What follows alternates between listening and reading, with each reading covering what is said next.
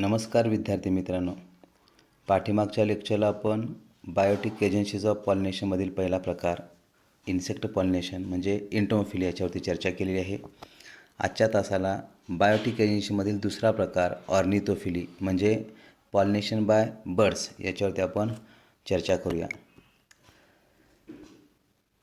ज्या फुलामध्ये पक्ष्यामार्फत परागीभवनाची प्रक्रिया घडून येते त्या फुलांना ऑर्निथोफिलस फ्लावर्स असं म्हटलं जातं आणि अशा पॉलिनेशनच्या प्रकाराला ऑर्निथोफिली असं म्हटलं जातं. हा भाग लक्षात घ्या.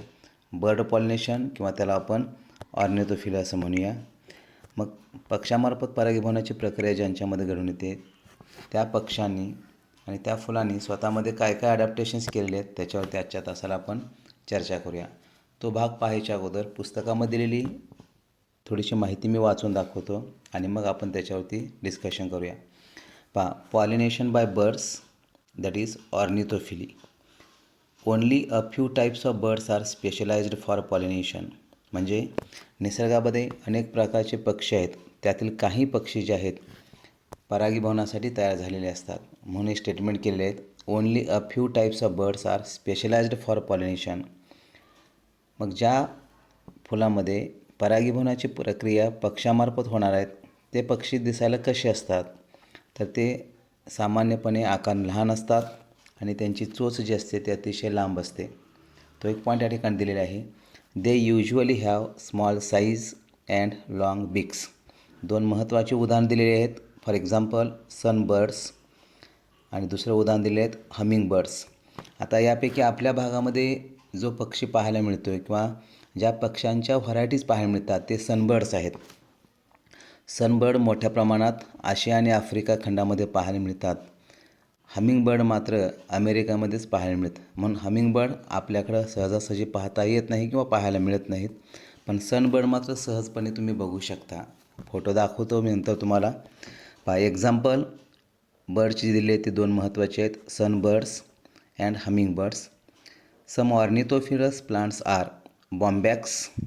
म्हणजे ज्या वनस्पतीमध्ये पक्ष्यामार्फत परागीभवनाची प्रक्रिया घडून येते त्याची 3 उदाहरणं आपल्या सिलेबसमध्ये दिलेली आहेत. पहिलं जे आहे ते बॉम्बॅक्स, ज्याला आपण मराठीमध्ये काटेसावर असं म्हणूया.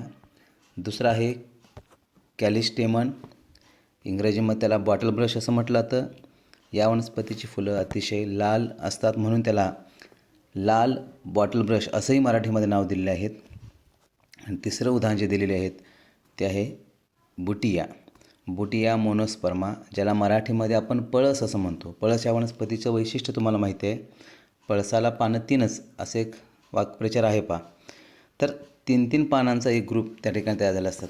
पळसाला पानं 3च म्हणजे 3 पानांची ती वनस्पती नसते. प्रत्येक फांद्याला 3 पानं आपल्याला पाहायला मिळतात. तर बुटिया म्हणजे पळस, नंतर कॅलिस्टेमन म्हणजे रेड बॉटल ब्रश आणि बॉम्बॅक्स म्हणजे काटेसावर अशी उदाहरणं दिली आहेत. आता हा भाग आपण इलॅबोरेट करूया. हा जो पक्षी तुम्हाला पाहायला मिळतो आहे तो आहे हमिंगबर्ड. पुस्तकामध्ये दिलेली जी डायग्रॅम आहे ही डायग्रॅम जी आहे ती हमिंगबर्डची आहेत. हमिंगबर्ड आणि सनबर्डमध्ये नेमका फरक काय आहे ते आपण नंतर बघूया. पण पुस्तकामध्ये दिलेली जी डायग्रॅम आहे हे आहे हमिंगबर्ड आहेत. हमिंगबर्डचं काय वैशिष्ट्य आहे तर हमिंगबर्ड जे आहेत ज्यावेळेस त्या फुलातील मध गोळा करायला सुरुवात करतात तेव्हा ते सतत त्या ठिकाणी पंखांची हालचाल करतात. एकाच ठिकाणी स्थिर राहून पंखांची ते उघडझाप करत असतात. ते हमिंगबर्ड कधीच फांद्यावरती बसून मध पित नाहीत. या उलट सनबर्ड जे असतात फांद्यावरती बसूनच त्या ठिकाणी मध पित असतात. म्हणजे सनबर्ड्स आणि हमिंगबर्ड्स हे जर ओळखायचं असेल तर सगळ्यात सोपा क्रायटेरिया असा आहे, जर एखादं फूल उमललं असेल आणि त्या फुलामध्ये अतिशय लहान पक्षी जर मध गोळा करत असेल तर तो कदाचित सनबर्ड असू शकतो किंवा हमिंगबर्ड असू शकतात. मग आपण ओळखायचं कसं की हा सनबर्ड आहे का हमिंगबर्ड आहे तर जे पक्षी हॉवरिंग करत असतात, हॉवरिंग HOVERING, हॉवरिंग म्हणजे काय, एकाच ठिकाणी हवेमध्ये स्थिर राहून पंखांची उघडझाप करणे याला हॉवरिंग असं म्हटलं जातं. एकाच ठिकाणी स्थिर राहतात, पंखांची उघडझाप करतात, फांद्यावरती बसलेले नसतात, त्याला हॉवरिंग ऑफ बर्ड्स असं म्हटले आहेत. तर हमिंगबर्ड जो आहे तो एकाच ठिकाणी स्थिर राहून पंखांची कायमस्वरूपी उघडझाप करत असतो, त्याला हॉवरिंग ऑफ बर्ड आपण असं म्हणूया. या उलट सनबर्ड जे असतात ते मात्र हे प्रामुख्यानं फांद्यावरती बसून मध गोळा करत असतात. तुमच्यासमोर असणारी ही जी डायग्राम आहे ती सनबर्डची आहेत. सनबर्डच्या अनेक स्पेशीज आपल्याकडे उपलब्ध आहेत. वेगवेगळ्या रंगामध्ये ते आपल्याला पाहायला मिळतात. जर तुम्ही हा पक्षी सहजपणे ओळखायचा असेल तुम्हाला तर एक लक्षात घ्या, ज्या ठिकाणी रुईची झाडं असतात किंवा पेरूची झाडं असतात त्या झाडावरती प्रामुख्यानं असे लहान पक्षी वेगवेगळ्या रंगामध्ये, काळ्या रंगाचे देखील असू शकतात, निळसर रंगाचे असू शकतात, चोच थोडीशी वाकडी असणारे हे सनबर्ड्स त्या ठिकाणी आपल्याला पाहायला मिळतात. हे आपल्या भागामध्ये मोठ्या प्रमाणात पाहायला मिळतात. तर हा जो पक्षी आहे तो झाडाच्या फांद्यावरती स्थिर राहूनच, बसूनच त्या ठिकाणी मध गोळा करत असतात. याला पर्चिंग ऑफ बर्ड्स असं म्हटलं जातं. पर्चिंग ऑफ बर्ड्स म्हणजे काय? झाडाच्या फांद्यावरती बसणे. पर्चिंग ऑफ बर्ड्स, पर्च पकडून ठेवणे. तर हॉवरिंग म्हणजे काय? पंखाची उघडझाप करत हवेमध्येच तरंगणे, याला आपण हॉवरिंग असं म्हणूया. तर हा जो पक्षी आहे तुमच्यासमोर ते सनबर्ड आहे. सनबर्डचे आणखीन एक वेगळे फोटो तुम्हाला मी दाखवतो. हा देखील सनबर्डचाच एक प्रकार आहे. वेगवेगळ्या स्पेशीज आपल्याला पाहायला मिळतात. झाडाच्या फांद्यावरती बसलेत म्हणून याला पर्चिंग ऑफ बर्ड्स असं म्हणूया. पर्च पकडून ठेवणे. तर हा देखील सनबर्डचा दुसरा प्रकार तुम्ही म्हणू शकता. हा पहिला प्रकार आहे, हा दुसरा प्रकार आहे, हा तिसरा प्रकार आहे. तर झाडाच्या फांद्यावरती बसून हा सनबर्ड जो आहे तो या फुलातील मध गोळा करतात. आता ॲक्च्युली हे जे फ्लावर्स आहेत त्या फ्लावर्समधून हा सनबर्ड काय करत असतो? मध गोळा करत असतो. हे झालं सनबर्ड. सनबर्डच्या 3 स्पेशीज मी तुम्हाला दाखवल्या. पहा, क्रमांक 1 म्हणजे हा पहिला पक्षी झाला सनबर्डचा स्पेशीज. दुसरा आहे सनबर्डचा स्पेशीज. तिसरं देखील स्पेशीज आहे सनबर्डचं आहेत. तर अशा स्वरूपात फांद्यावरती बसून हे सनबर्ड्स फुलातील मध गोळा करत असतात. आता सांगितलेल्या डिस्क्रिप्शननुसार तुमच्या लक्षात आलं असेल, तुमच्या समोर असणारी ही जी स्लाईड आहे ही मात्र आता सनबर्ड नसून कुठलं आहे तर हमिंगबर्ड आहे. तर हमिंगबर्ड जे आहेत ते हॉवरिंग करत असतात, म्हणजे हवेमध्ये एकाच ठिकाणी स्थिर राहून पंखाची उघडझाप करतात आणि ते डायरेक्ट त्या ठिकाणी फुलातील मध गोळा करतात. फुलातील मध गोळा करत असताना ते फांद्यावरती बसत नाहीत. सनबर्ड्स आणि हमिंगबर्ड्स हे दोन्ही पक्षी आकाराने लहानच आहेत. हा एक पहिला पण लक्षात घ्या. दुसरा पण महत्त्वाचा आहे, हमिंगबर्ड जे आहे ते आपल्या भागामध्ये पाहायला मिळत नाहीत. ते प्रामुख्यानं अमेरिकेमध्ये पाहायला मिळतात. तर सनबर्ड जे आहेत ते आपल्याकडं मोठ्या प्रमाणात पाहायला मिळतात. आफ्रिका आणि आशिया खंडामध्ये सनबर्ड्स मोठ्या प्रमाणात पाहायला मिळतात.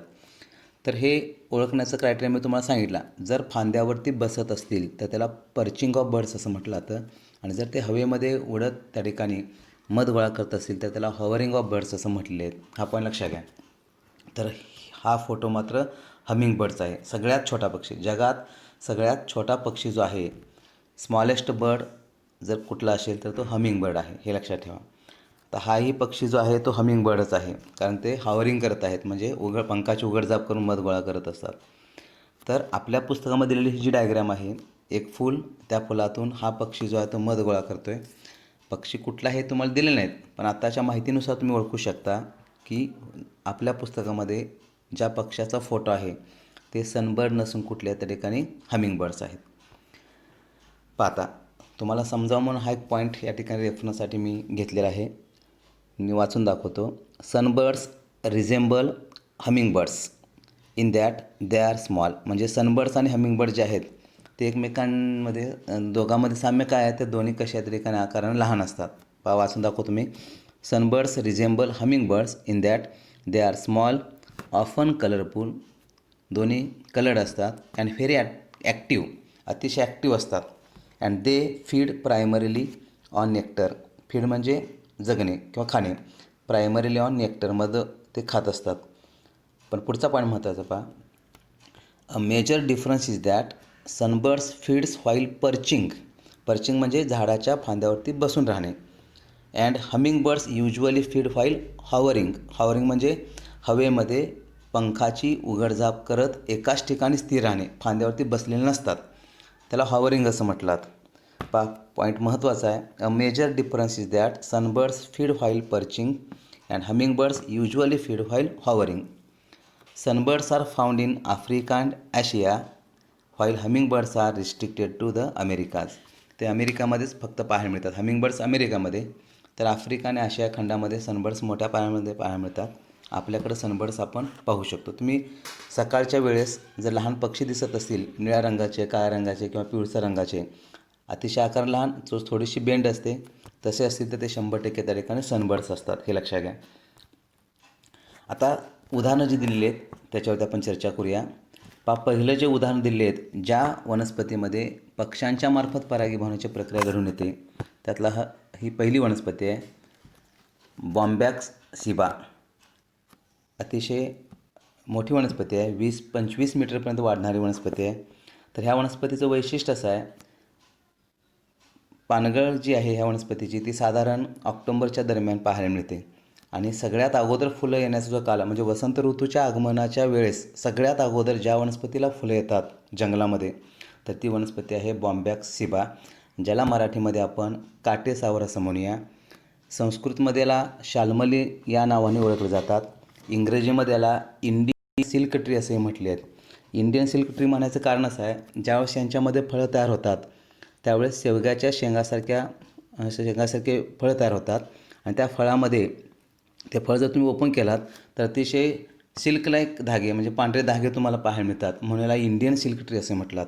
आपण लक्षात घेऊया बॉम्बॅक्स सिबा, जिनस दिल्या फक्त आपल्या पुस्तकामध्ये बॉम्बॅक्स, मराठीमध्ये याला काटेसावर असं म्हटलं जातं. काटेसावर नावावर लक्षात यायला पाहिजे. ही वनस्पती जी आहे त्या वनस्पतीच्या खोडावरती असंख्य लहान लहान काटे असतात, म्हणून त्याला काटेसावर असं म्हटलेलं आहे. तर ही वनस्पती आहे ते बॉम्बॅक्स सिबा.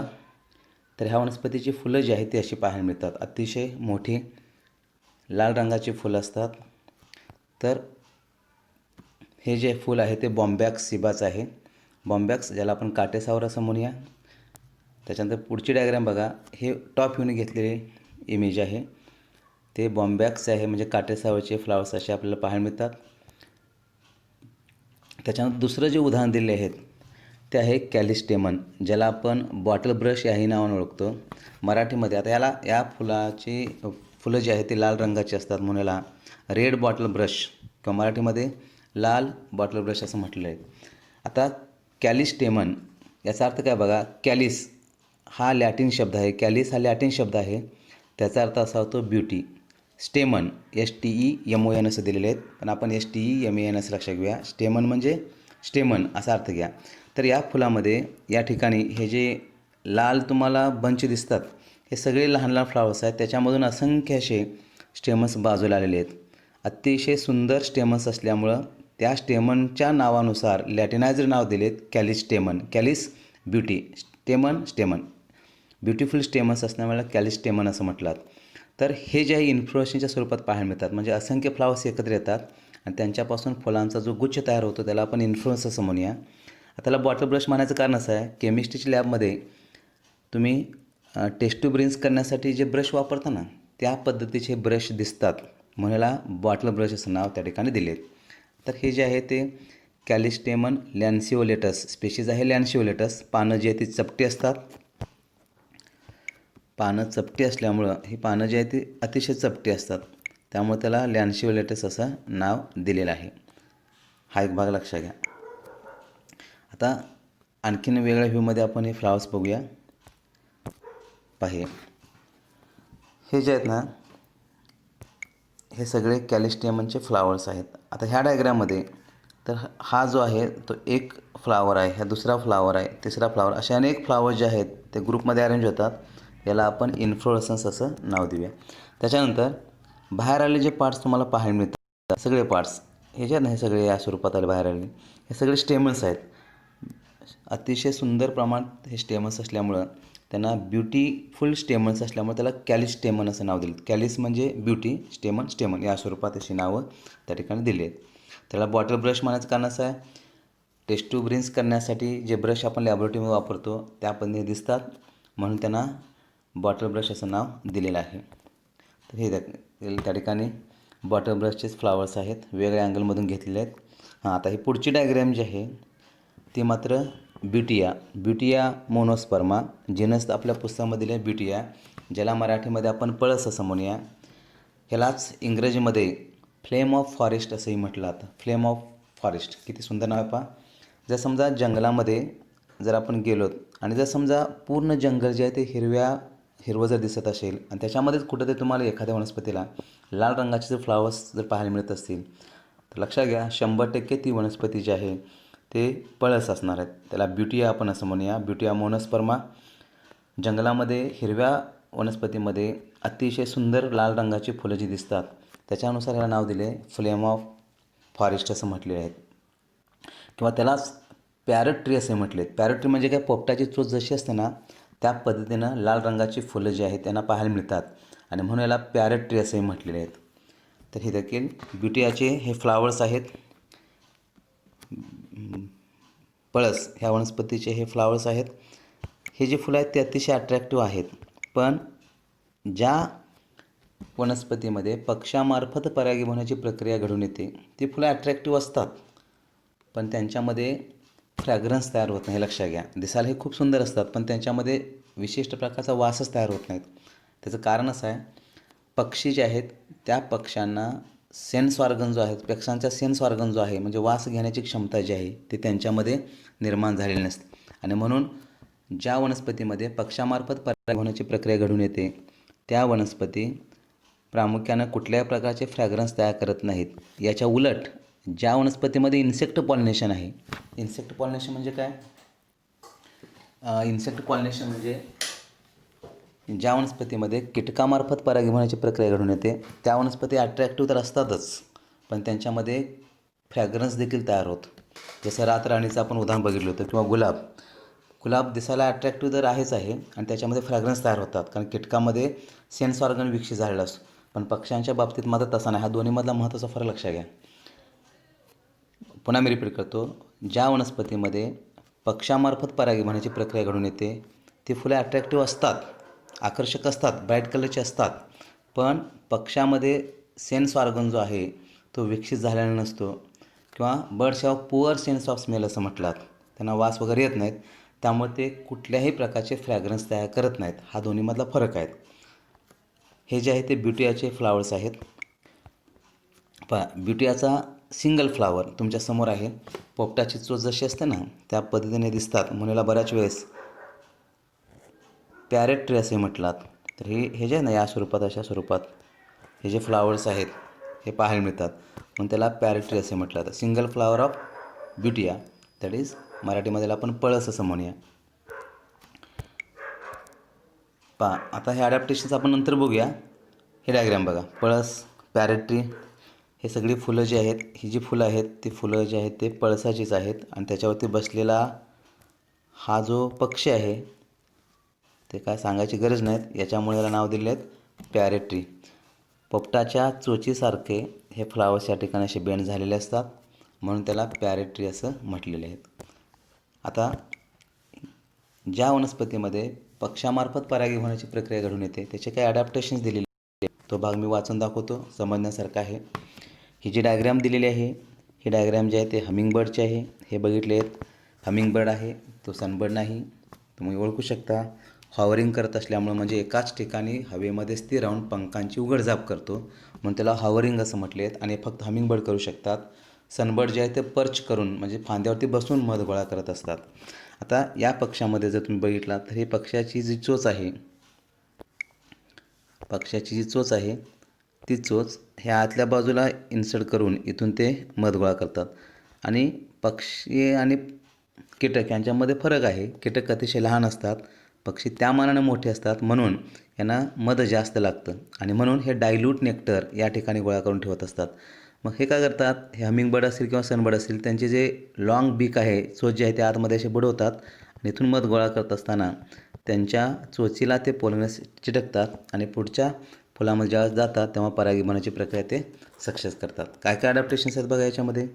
तर पहिलं जे उदाहरण दिलेलं आहे किंवा पहिला जो पॉईंट दिला तो असा आहे, flowers are usually bright coloured असं म्हटले आहेत. Flowers are usually bright coloured, अतिशय डार्क कलरचे फ्लावर्स त्या ठिकाणी पाहायला मिळतात. बॉम्बॅक्सचे फ्लावर्स आपण बघितले रेड कलरचे आहेत.